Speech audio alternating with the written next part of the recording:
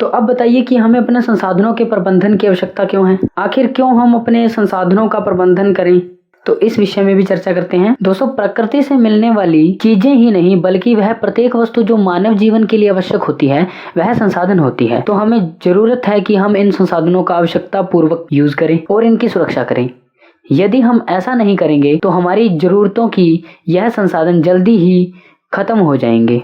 इसलिए हमें इनके प्रबंधन की आवश्यकता पड़ती है। ध्यान दीजिए कि अगर हम अपने घरों में बिजली, जो मानव जीवन का एक अहम संसाधन है, का ऐसे ही अंधाधुंध उपयोग करते रहे तो वो दिन नजदीक नहीं कि हमें ऊर्जा की बहुत कमी हो जाएगी। मान लीजिए कमरे में कोई नहीं बैठा और पंखा चल रहा है, और मान लीजिए आप ब्रश कर रहे हैं और नल ऐसे ही चल रहा है, तो इसमें संसाधनों की बहुत खपत हो रही है, जो कि बहुत गलत है। जिस संसाधन की जितनी आवश्यकता है उतना ही उपयोग करना चाहिए। उपयोग न होने की स्थिति में उन्हें बंद या ऑफ कर देना चाहिए। इससे हम अपने संसाधनों की सुरक्षा कर पाएंगे और आने वाली पीढ़ियों को भी इन संसाधनों का लाभ मिल पाएगा।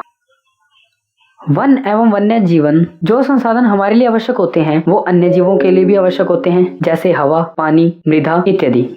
यह ऐसे संसाधन है जो लगभग सभी प्राणियों की आवश्यकताओं को पूरा करते हैं, और जंगल ही एक ऐसा स्थल है जहां पर जीवों के अनेक विविधता पाई जाती है। विविधता से मेरा मतलब किसी एक क्षेत्र में पाए जाने वाले विभिन्न जीव, जैसे शेर, हिरन, खरगोश, सांप, भालू, मगरमच्छ और अन्य प्रकार के सूक्ष्म जीव भी। अब हम बात करेंगे स्टेक होल्डर यानी दावेदार। हमें यह भी जानना होगा कि हमारे देश में पाए जाने वाले अनेक वन हैं, लेकिन इन वनों पर किसका स्वामित्व होता है? तो नंबर 1, ऐसे वन जिसमें कोई गांव बसता हो या किसी गांव के निकट हो, तो उस वन के ऊपर गांव के लोग अधिकतर आवश्यकताएं पूरी करते हैं और इन वनों पर उन्हीं का स्टेक होल्डर हो सकता है। नंबर 2, ये वन सरकार के भी हो सकते हैं, यानी इन वनों का स्वामित्व जो है वो सरकार के पास हो सकता है। तीसरा है बड़े बड़े उद्योगपति जो अपना कारोबार फैक्ट्रियों के द्वारा करते हैं। तो वो उद्योगपति अपनी आवश्यकताओं को पूरा करने के लिए ज्यादातर जंगल्स पर निर्भर होते हैं, जैसे बीड़ी बनाने के उद्योग, कागज मिल उद्योग आदि। नंबर 4, वन्य जीवन एवं प्राकृतिक प्रेमी जो प्रकृति का संरक्षण इसकी आद्यावस्था में करना चाहते हैं, तो ऐसे लोग भी वनों के स्टेक होल्डर हो सकते हैं। स्टेक होल्डर का मतलब होता है ऐसा व्यक्ति जो किसी वन क्षेत्र या फिर किसी एक क्षेत्र के ऊपर अपना स्वामित्व रखता हो, तो उसे हम स्टेक होल्डर कहेंगे।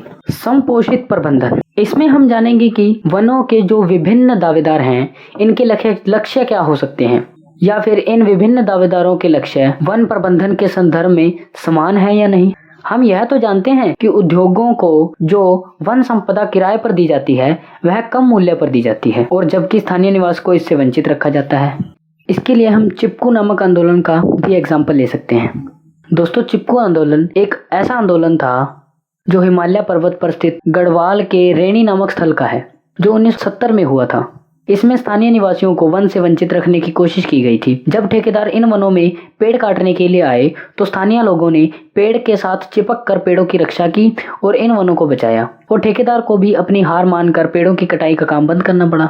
यह पेड़ कट गए होते तो यह गांव वृक्षहीन हो जाता और इनकी जो भी आवश्यकताएं थी वह भी पूरी नहीं हो पाती। जैसे इन वनों से वो जलाने के लिए लकड़ियां, दवाइयां, जड़ी बूटियां, फल सब्जियां इत्यादि इन्हीं वनों से प्राप्त करते थे। गांव वाले जो भी अपना जरूरतों का सामान इन जंगलों एवं वनों से पूरा करते थे उसकी पूर्ति वनों में 2-3 दिन में ही लगभग हो जाती थी। लेकिन अगर ये ठेकेदार इन वनों को काट देते तो इनकी पूर्ति हो पाना नामुमकिन थी। इसी तरह का एक उदाहरण हम पश्चिम बंगाल में नक्सली जैसे हिंसक आंदोलन का भी ले सकते हैं।